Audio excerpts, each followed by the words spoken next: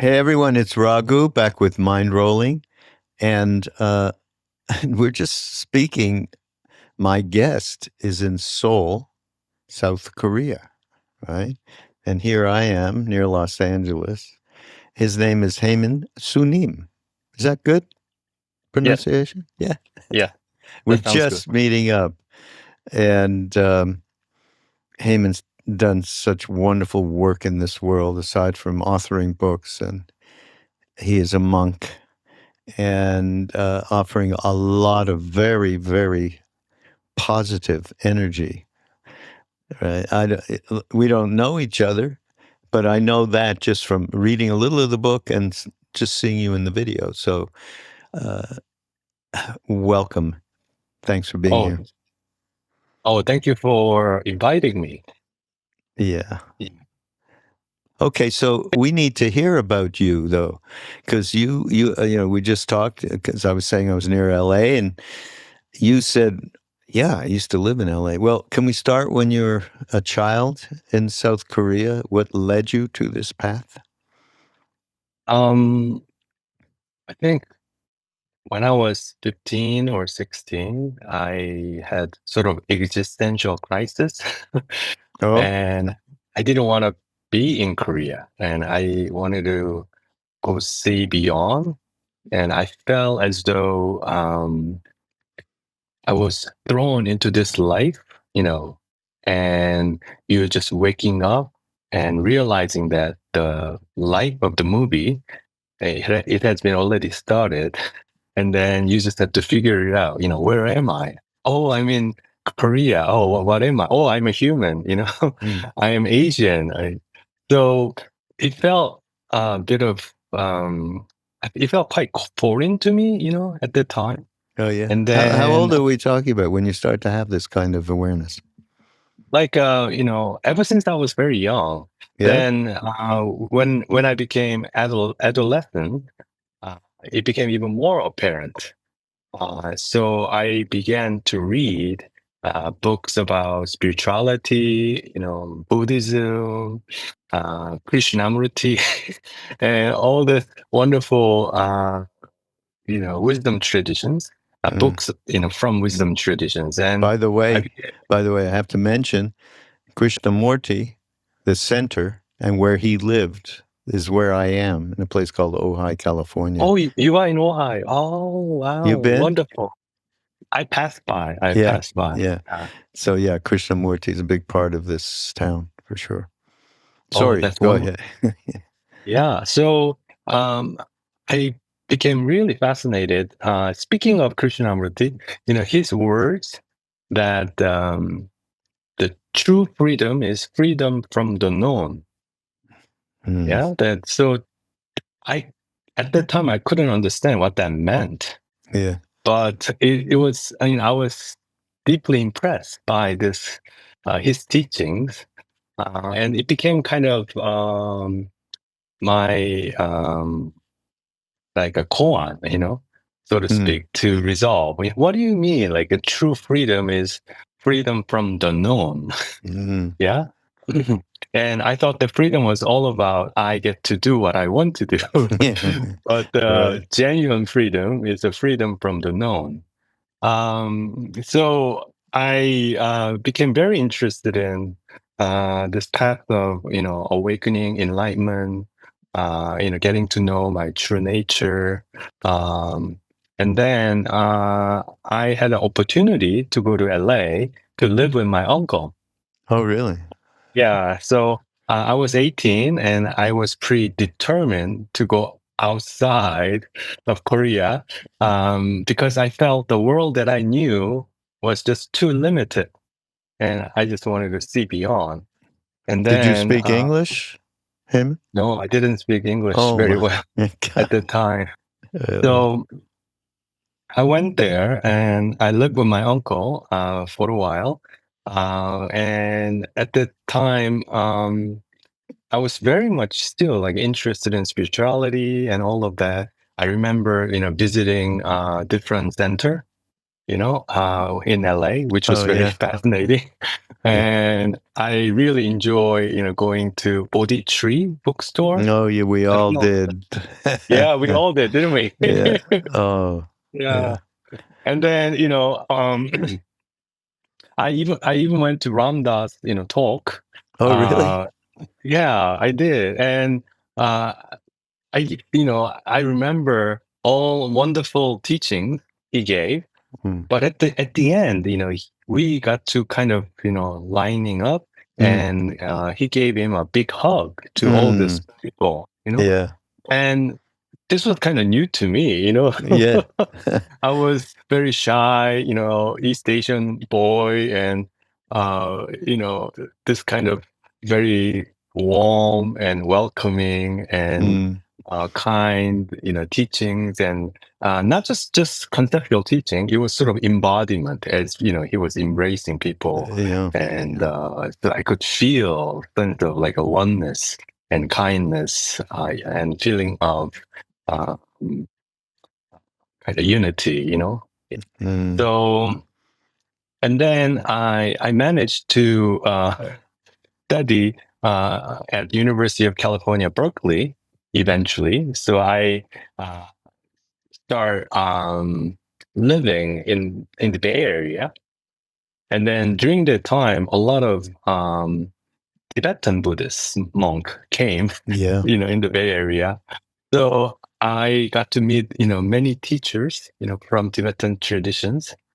But at the same time, I decided to live in Zen center rather than staying in a student dormitory, because I felt that like too many students at that time, they were just partying, like until 2 a.m. on Friday. So it was very difficult for me to be there, and I was not into kind of drug scenes and all that. Hmm. So I moved to a Zen center, which was only like a 15 minutes, away from UC Berkeley at the time. Mm. And then I decided to specialize in religious studies. Yeah. That became my major, and then while I was living in Zen Center, uh, the teacher, he was from Korea, uh, and I got to learn about Padu practice, like a Korean traditions, meditation, Koan practice. So I became more and more interested in Zen, Mm. and then eventually he kept telling me that, oh, don't just study about apple. Why don't you actually taste it, become a monk, Mm. practice and experience what enlightenment is all about. And so I thought about, oh, maybe I can become a monk, maybe I can, actually experience it, rather than just studying about it. Mm. So and then I was able to receive a scholarship from Harvard Divinity School, because it Oh was kind yeah. of interesting. And that is also interesting because as I was finishing up one of my classes in UC Berkeley, I ran into, Vietnamese Buddhist monk. And then he said he just finished his master's degree from Harvard Divinity School. Mm. And he just started his PhD in UC Berkeley. But he told me how to get in, basically all the secrets of getting in. Oh really? And then you don't have to Huh. pay, it's they're very generous, blah, blah, blah. So I thought, why not, Mm. So I applied and I got in. And then I really, really studied, Buddhism there. Yeah. Mm. And then I pray that I would like to have my own teacher. Maybe I'll become ordained. Mm. When I was in Korea during summer, break, I went to a very famous prayer site in front of Medicine Buddha.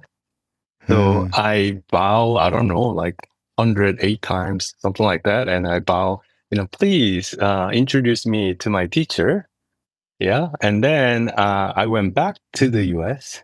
And then, like 2 or 3 months later, there was a Korean Buddhist monk who just got accepted to Harvard Divinity School. And he told me that, oh, I can introduce you to Buddhist monk masters in like a New York area. Yeah, would you like to come down? And then I went down, and then uh, the master was very nice, and at the same time, the Buddha in the Dharma Center, it was Medicine Buddha. And I thought it was kind of a kind of sign. I prayed to the Medicine Buddha, and then There you are. there I Yeah. was, and a couple months later, and my master was also looking for his own disciple, so it was kind of perfect. So that's how I became ordained. He sent me back to Korea, and I got training in a large monastery, and then I continue to practice with many different teachers within Korean traditions, and also, I became interested in a Western teacher as well. So Oh, met different. I attended different uh, retreat, like Adi Ashanti, for example, oh, I know. Yes, I did a like many podcast different with him. teachers.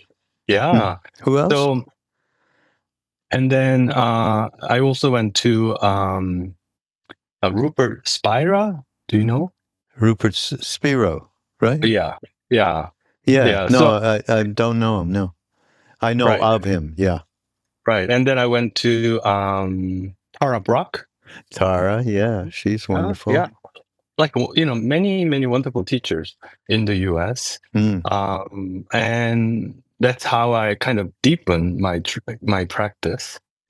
And then I finished my graduate program, and I became a professor in small liberal arts college in Massachusetts. It's called Hampshire College, Oh, yeah. and then I enjoy teaching there. Uh, but at the same time, I kind of felt a little bit like lonely, in a Mm. way, because I was alone and I didn't have any Korean friend nearby. So although I, drove down to my master's temple in New York on weekend. Yeah, Mm. so just I just decided just open maybe a Twitter account, and maybe I can communicate, Oh, yeah. with people, and I did. And then mainly in Korean, actually, and at that Mm. time, and I gave teaching, through Twitter, and people became very very interested in what I had to say slowly. Mm. And then I had sabbatical 1 year in Seoul National University. And then although I was attending many meditation retreat, but also I offer different type of kind of dharma talks, and Mm. Yeah. kind of a healing of our heart. It was very down to earth kind of teachings. So people really responded to my teaching. And then I wrote my first book, The Things You Can See Only When You Slow Down. Which And is the that book book, is, by the way, I was introduced to you. So I don't know how, why this particular book, but yeah, I was attracted. The things you can see only when you slow down. That's a great phrase. yes. So that book became like bestseller. Yeah, It was no, not I know. Millions of copies. Which, I mean, it's phenomenal what right, happened right, to you. right. Right. And then it was translated into English, and then to, uh, German, to Hmm. Dutch, to Yeah. the Oh, my. Portuguese, to Spanish. So it has been translated over 30 something languages. And Mm. I got to write, second and third book. Second book was called Love for Imperfect Things. Hmm. And the third book just came out last year, When Things Don't Go Your Way. Hmm. So I got these three books. And then in the meanwhile, I decided to start School for Broken Heart in Seoul, because I realized that I can actually make bigger impact. Because in Korea, we suffer from a lot of stress, uh, anxiety, and it has the highest suicide rate in the world. It Really? is really, Is it really? Because we've got yeah, plenty of stress over here right now. I mean, as you yeah. know. But in Korea, the competitions, the limited resources, being constantly being judged and judging others, it's very, toxic and very difficult, place to be in some way. It's a really nice place to be, but at the same time, you are expected to work hard, study hard, and then you are constantly being compared to your peers, by your family member, by your boss. So it's very difficult in some way. And if you're not up to what other people expect you to become, then you feel like you're a failure, I'm not good enough, sense of unworthiness and all of this. So I offer different meetings, people who just became diagnosed with cancer.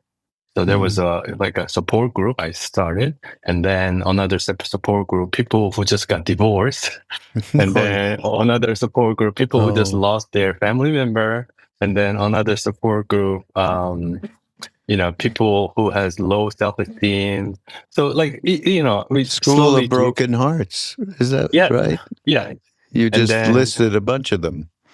yes. And then, so I, served the community, through this activity, nonprofit organizations. And then, um, uh,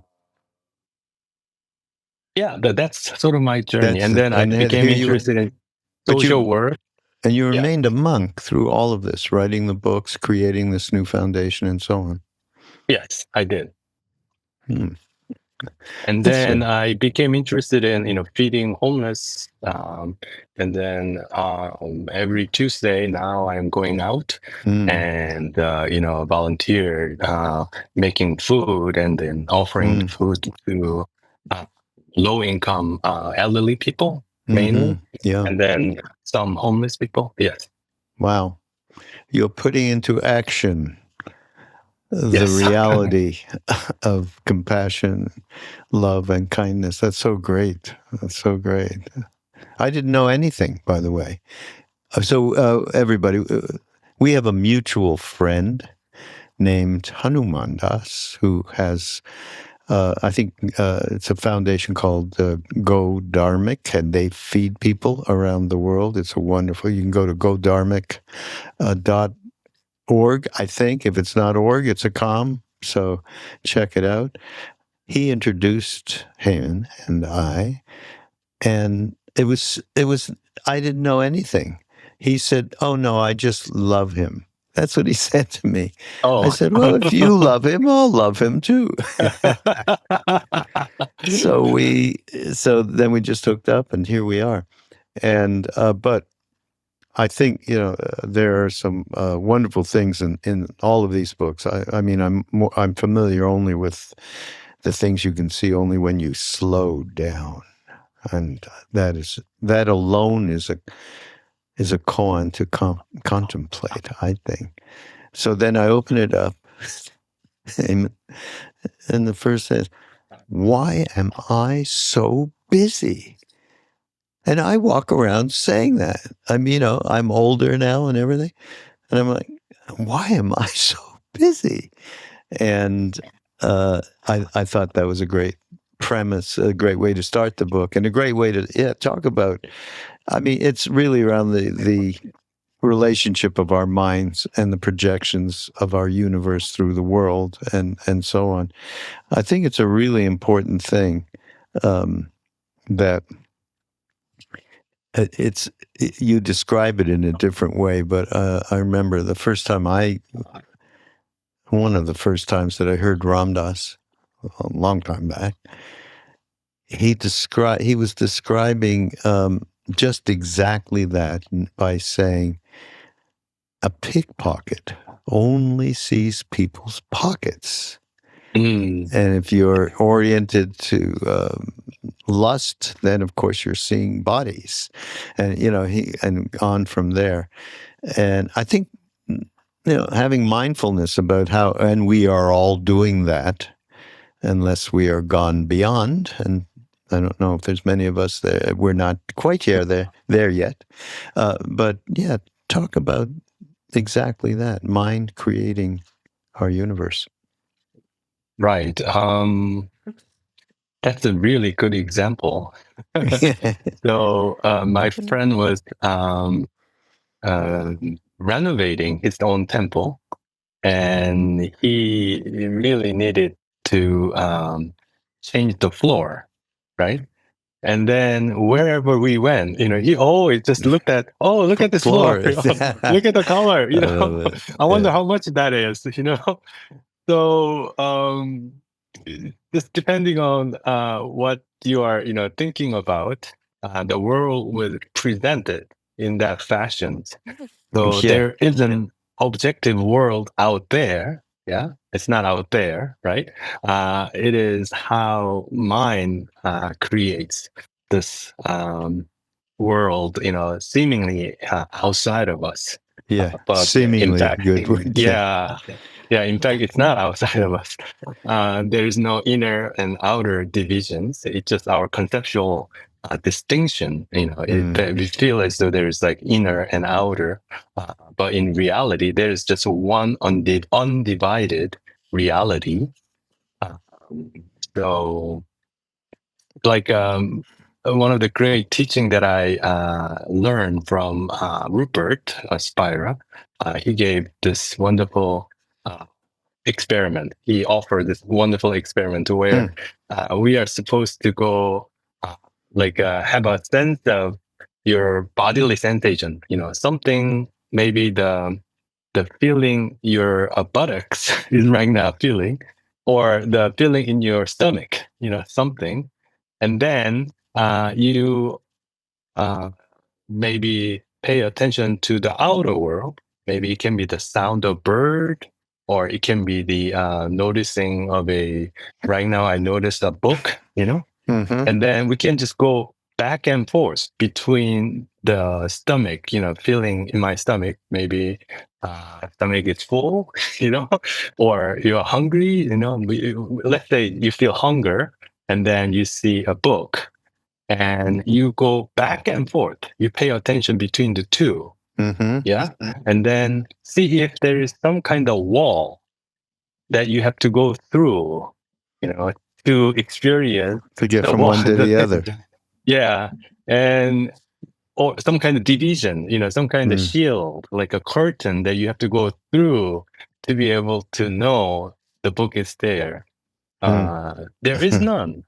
So it is the same knowing, it's just one knowing, whether you know the book outside, or, maybe stiffness in your back, or, thoughts. It can be thoughts, like good thoughts or bad thoughts, and whatever the thought you have. The quality of knowing is all embracing, right? So whether it's the inside of your body or outside of your body, it is just all one.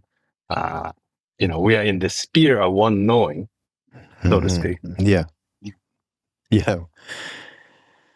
Which reminds me of when I followed Ram Dass to India when he went back the second time and met Neem Karoli Baba, our guru.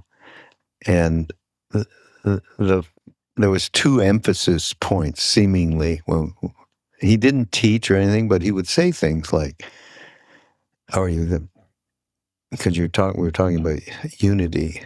There, sabek, which in Hindi means only one. There's only one thing going on through it all. So that was a big thing. Yeah. Absolutely. I think Ram Dass, he said, I am loving awareness. Yeah. Right? That I was am at the loving end of awareness. that was his meditation, the end of his life. Yeah. Right. And this awareness has the quality of love, but it's not, it doesn't have any particular shape or form. So it's all pervading. Yeah. But at the same time, because everything is happening within awareness, so anything that you see and feel, even if it's your enemy, It is happening within your awareness. You know, but the thing is, it's not your awareness. There's no suggestion, my awareness or your awareness. It is just awareness, Hmm. and within this awareness, all these things are manifesting. Yeah, Yeah. and yeah, Yeah, exactly. But of course, practice, which is you were led into it. You said, gee, I'm going to stop reading about it. I'm going to go in and do it, meaning practice. And especially, of course, practice of meditation, which is going inside ourselves and finding truth, whichever way you want to call that thing. It's called many things. So you went ahead and did that, and then you did an incredible amount of studious work, though, Haemin. I mean, you you really all those institutions, from Berkeley to Harvard, a little bit like Ramdas actually. He went to Stanford, and he did something at Berkeley too, I believe. And right, yeah, but to, shall we say, realize in any way and for whatever amount of time, it's a moment, that kind of unity of awareness, love being the fabric of it, you have to work at it. There is practice, right? And right, that, and I think so. Interestingly enough, in this particular book, you talk very quickly about emotions, and I think as I read, you picked that up because people were prompting you about that, right? On social, when you were just putting out stuff and it was coming back. And in this particular thing, it's befriend your emotions. There's a wonderful, I don't know if you know, Lama Tsultrim. She's a Tibetan American Lama, has a place in Colorado.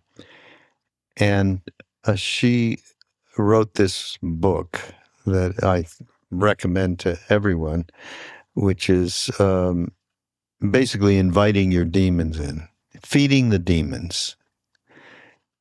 I think you're on the same wavelength. I think we all are about how to deal with that, but I'd love for you to talk about it. People can get an idea of how to deal with these kind of emotions that take us over at times. right.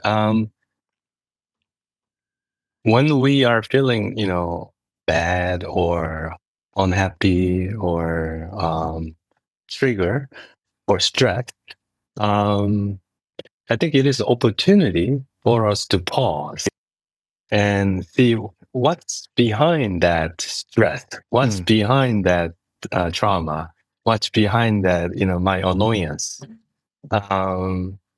Because that's a doorway, for us to understand and also become aware of our own shadow, and also to see the mechanism that is, like, for example, as I am stressed, and if I just examine, just pause and realize, oh, I'm stressed, what's happening here. So rather than judging myself, with curiosity, and I say, oh, what's going on here, I'm stressed. And then oftentimes you realize you are resisting, either you're resisting a person, or you are resisting the situation, you are resisting some kind of circumstance. Uh, so you don't like it. This energy of resistance is what's causing you Yeah. to feel stress, not necessarily the person, object, or the situations. We blame that if the person is making me stress. But the same person, I'm sure, maybe your partner, your sons and daughter, your colleagues, sometimes they're super nice, right? So it is not necessarily the person; it is your particular, state of your mind that is resistance, that is causing you to feel stress. So if that is the case, then it's actually good news, because we can soften our resistance if it was actually my wife and my husband or my friend or my coworker, they were the problem, then they have to change so that I can feel less stress. But the real cause was my own psychological resistance.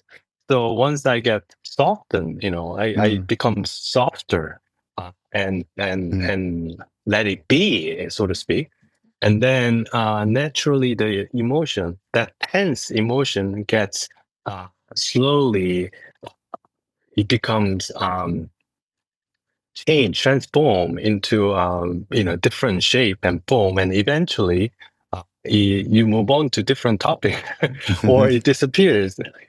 yeah. So you begins to really understand the very real cause of your suffering. Mm. I think it also includes, you were talking about stress coming from outside oneself. And of course, that is where we put our attention and resistance. But we have thoughts that create the same thing without any real, some of it hasn't got much of a shape as an emotion sometimes does. And I think it's good to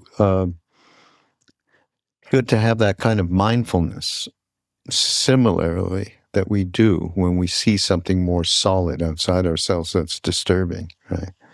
Right. Oftentimes, those thoughts are unexamined. We haven't actually carefully Mm. looked into and asked, is this thought true or not? It is something that I heard ever since I was very young. So I'm used to this idea that I am not good enough, that I am failure. Everybody else went to college except me, so I Yeah, am failure. right. Yeah, yeah. Or I am, no matter how hard I exercise, I feel not, according to my mom, I'm not thin enough. Therefore I'm not good. Yeah, yeah, Or like it can be many different form and shapes. yeah, So while growing up, there's a particular thoughts implant into our awareness, and we blindly, believe that, in order to be loved, I have to do something. yeah. I That's a cannot huge just thing right there. Yeah, right. Love becomes very much conditional. yeah, yeah, I have to perform. I have to wear persona. I have to present in such a way that other people will like me. yeah, Therefore, you become like a people pleaser. So all this mechanism, whenever you feel a little bit of pain or suffering, and then you can pause and, hey, what's happening? What's causing me to feel this way? And then if you see it's a thought, then you can say, oh yeah, I'm used to that thought, but is it really true? Am I mm. unlovable? Am I unworthy? Mm. Am I not safe? Is it Yeah, true that I'm not safe? mm. So you have to pause and really examine. And so the opportunity is when we feel emotionally disturbed or triggered, then this becomes an opportunity for us to become free. Yeah. Another Ram Dass-ism is he used to say, just you have these negative emotions and thoughts. Well, invite them in for a cup of tea. What can I do for you? Here's a cup of tea. Let's sit and drink it. Take the pause, as you say. And then you have to go and move on to the next thing. Right, right. And Uh, maybe it's not as scary. You yeah, assume that your scary emotions are terrifying, but once you let them in, and hey, just let me sit with this. yeah, I know this emotion is very uncomfortable, but rather than running away, yeah. this feeling of loneliness, like for example, rather than Mm, trying to quickly forget by logging into internet or watching Netflix, let me just sit with this. What is this? Why am I feeling this way? Do I always feel this way?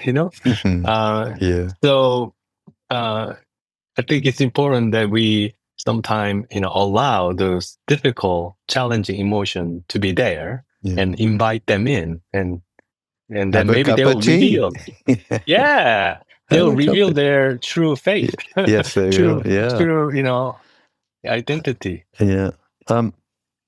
Boy, you have a fantastic quote. We have Krishnamurti. So we have a podcast network, which this podcast will appear on, called Ram Dass's Be Here Now Network. And we have Krishnamurti talks that we turn into podcasts on the network. So, we're but I haven't. I don't know. This is the best quote from Krishnamurti. I'm so glad you put it in. I'm going to read it. He said, "Pure attention without judgment is not only the highest form of human intelligence, but also the expression of love." Love. Krishnamurti said love. Okay, everybody? You don't think that it's all non-dual? He did. Isn't that great? Well, Yeah, you liked it. You put it in the book. right. I think, attention is expression of love, definitely, Mhm. because when we are in love, we pay a lot of attention. We become very curious. What Yeah. kind of music does this person like? What kind of color does this person like? Does this person like to drink coffee or tea? All Yeah. all the little detail you become very interested in, and this is expressed through your own attention. Yeah. So the opposite is also true. That is, if you think you already know about the person, then you stop asking, stop Mm, being curious, right. and you think you already know, what is there to, learn more about this person. So, like we feel as a child, children can easily feel frustrated because parents think they know everything about them, Yeah. and they tell them what to do, but the children thinks that they don't know. I'm keep on changing, and it is really frustrating if my mom is not going to listen to me anyway, you know, because she's not curious about me, right Mm, now. that's She has some great. idea about the past, and she project the past knowledge onto present moment, Yeah. and she thinks that she already knows everything there is to know about me. And Yeah. that's not love, Right. that's more, Yeah. fear or control. Yeah. Right. Yep. That's great. That's great. Can you? So there's something in here I think would be great to talk about, and it's a term I don't think I ever heard of it. It's a Buddhist term, I believe. Uh, Karmic affinity.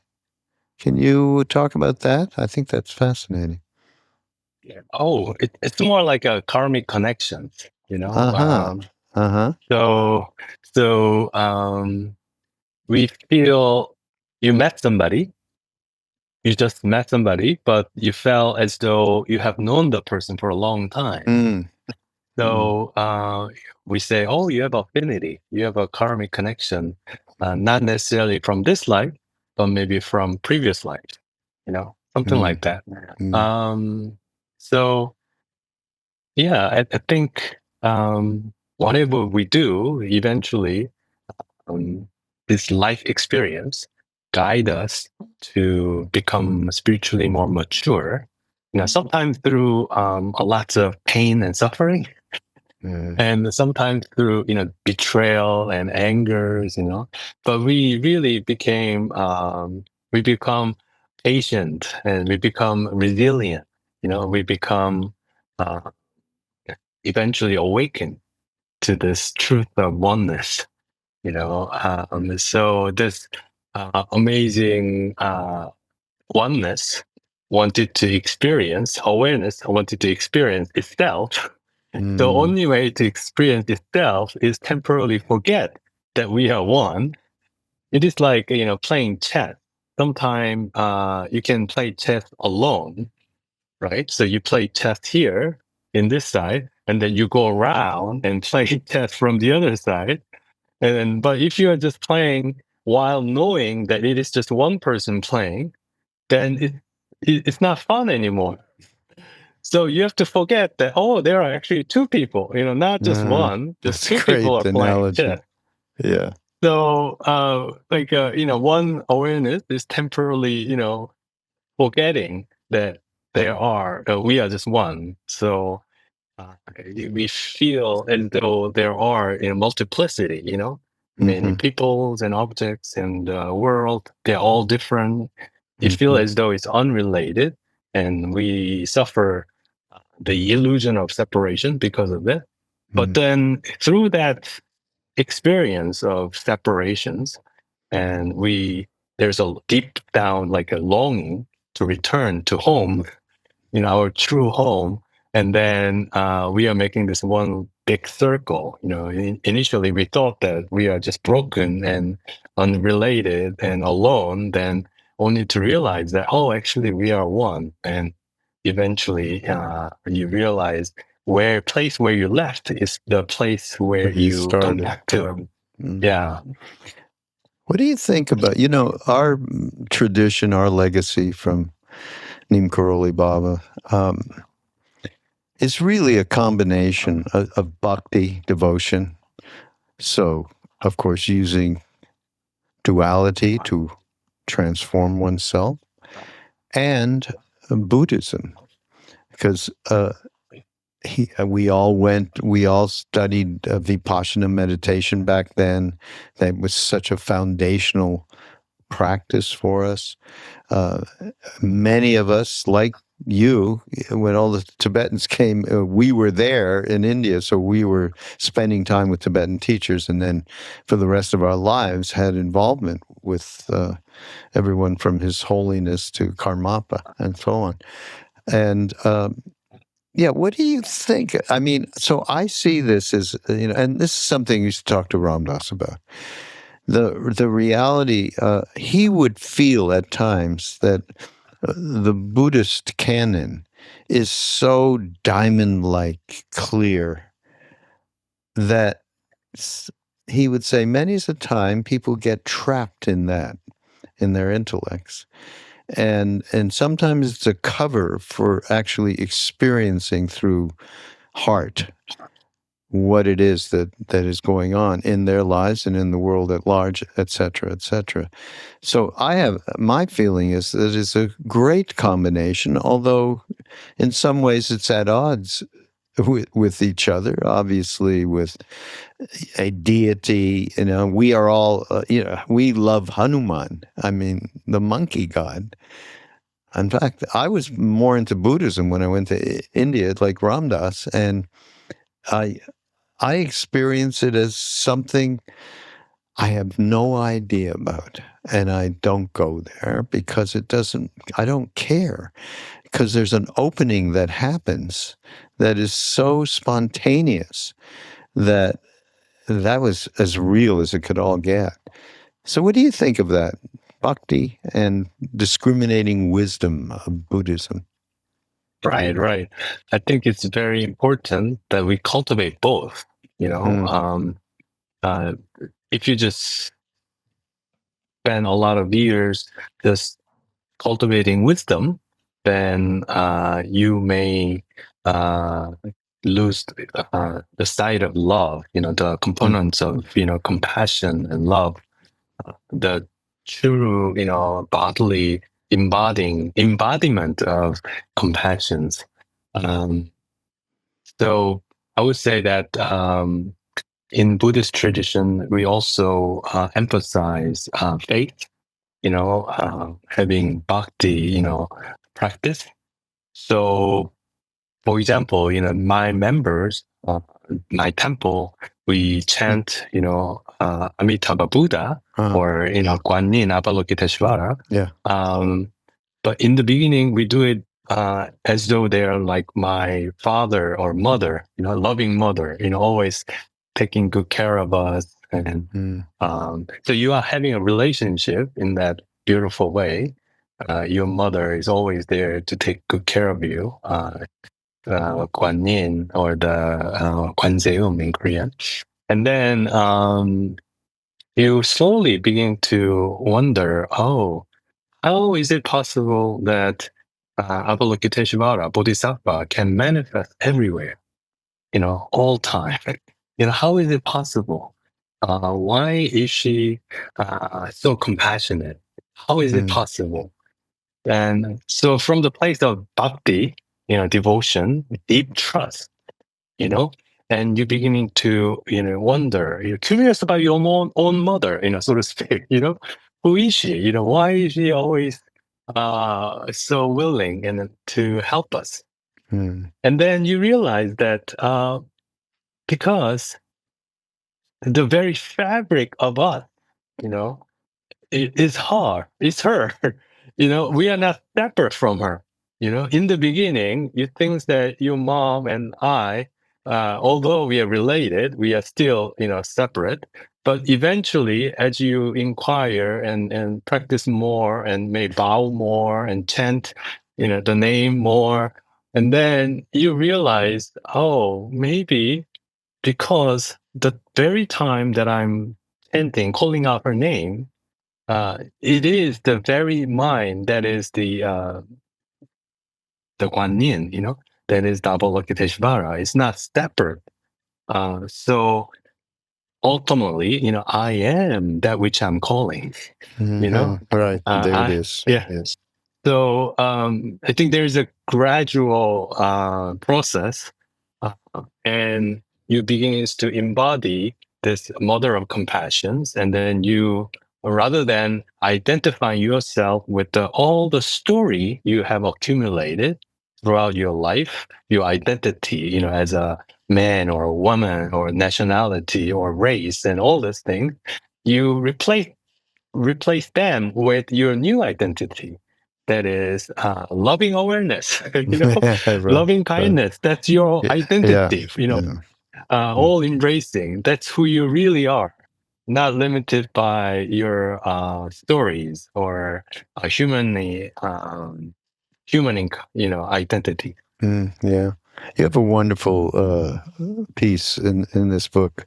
Part of this book is being right isn't important. Being happy together is. This is such I mean, for what's going on in this world, particularly in this country, meaning America right now. The level of righteousness, of course, is just fueling this huge divide, right?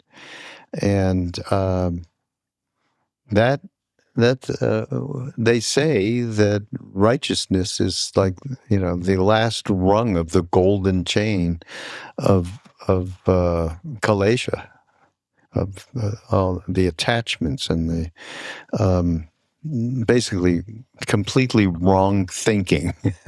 Is what I call it. But yeah, I love that you address that. Maybe talk about it for a Yeah. minute. So it is essentially attaching yourself to a particular view. So you're saying this particular view is true and absolutely true. And then anybody who challenges that this is wrong, then you're my enemy, so to Yeah. speak. But as long as you attach to anything, whether it's a view or person, position, whatever, then it becomes your own prison. You don't feel free. There is an incredible energy of fear, and you feel as though you have to protect this, for me to be okay, right? Assuming that I am not okay. uh, so I would say that our somebody who's so identifying themselves with ego, then they would really obsess about being right. But if you can rise above your ego and you realize that I'd rather be happy than being right. Yeah, I mean, like, think about it. Like, what would you choose if you being right or being happy? I think being happy is so much better. And you become happy, you know um it doesn't take a lot of energy. Uh, like a joy feels natural, whereas uh, being right and trying to, preserve my right ideas and against all this, stupid people, quote unquote, they takes a lot of energy. Yeah. Yeah. So, welcome back to your true, natural state, which is joy, which is childlike curiosity, which is being togetherness, being, happy. Well, here's a little bit of pushback that we get, right? Mhm. My little story is that so this year, towards the fall of this year, Ram Dass, there's a new book that was put together, posthumous, and it's called "There Is No Other."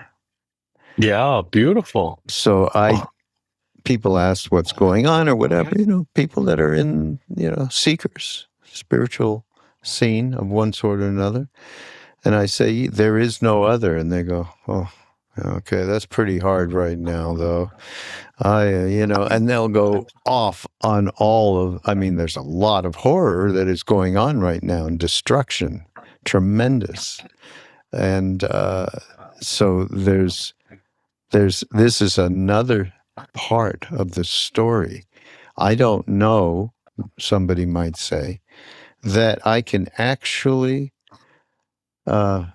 even be able to listen to people who think this is the right thing that is going on, and sort of an honesty that they're saying, I don't know if I can cut through that in myself. So this is a big, big issue, within the spiritual consciousness, shall we say, okay. in this country now. Right, right. How can I possibly, Yeah. embrace those people? They're they're absolutely terrible, right? Yeah. Um, No, but that's not true. Maybe they won't even say they're terrible. Maybe they'll say, well, there are things that are happening, and the cause of it being the cause of so much suffering, you know. And you know what Ram Dass used to do? He'd put people on his altar, political people or whatever, and he'd say, "Okay, I'm going to hang out with you, but I'm hanging out with the true you, the incarnation that's doing all kinds of stuff. right, It's a lousy incarnation. What can I tell you? I'm sorry." That's how he would approach this. But he was Ram Dass, and it's a very difficult thing, no? right, right. Given this Um, time. like I think I would like to quote Lincoln. He said, "I don't like that man, therefore I should get to know that man." I should Yeah. invite that man in, and then Mm. start having tea together or something like that. The reason why we don't like somebody is because we don't know them really. We think Mm. they are X, Y, and Z. We already made up our mind about Mm-hmm. that person. They Mm. must be that kind of people. You know. However, if you actually sit down and talk to them, get to know them, what's motivating them to think and behave in such a way might be very similar to what's motivating us. It can be our own fear of losing something. It can be our own uh, anxiety or love for certain things. So, although outwardly manifestations might be quite different, because where that person is coming from is very different from my situation. Different country, different race, the different Mm-hmm. gender, different age, different religions. However, if we can just sit down and talk to each other and get to really know each other, then you might be surprised. Actually, there are a lot of similar things going on between the two. Mm-hmm. Mm-hmm. I was reminded that only when you are similar, then you can actually fight. You can really hate that person. When Say you that don't know, again. Only when? Say that again.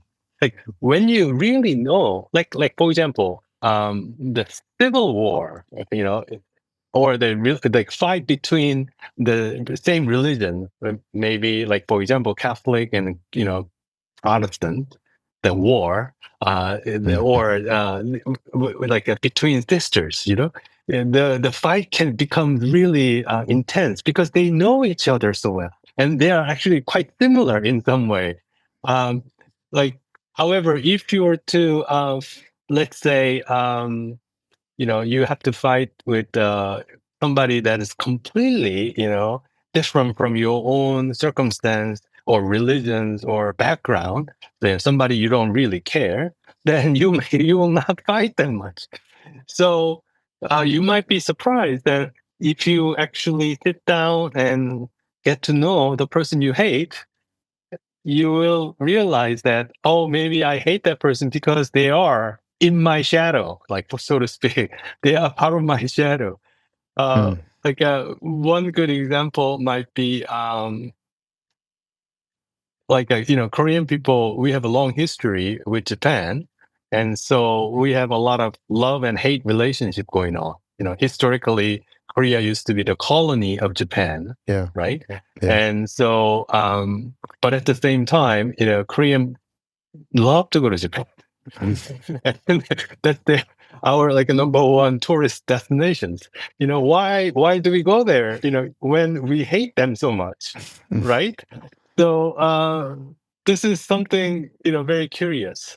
Mm. Whenever you hate something so passionately, I think Yeah. it's an Look at opportunity yourself. for Yeah. yeah, Yeah. Yeah. And I think, though, actions that are destructive to our environment, to people that are really going through very difficult times in one way or another, all of it. I think it's just fine to be upset about the actions. How do we find a way in, as you just suggested, to find that place where we are not different? And it takes more practice, right? That's what we're talking right, about. right. Yeah. So I think it's important that just because we all practice compassion, then we can just pretend that there's no misery, there's no blood, out in the street.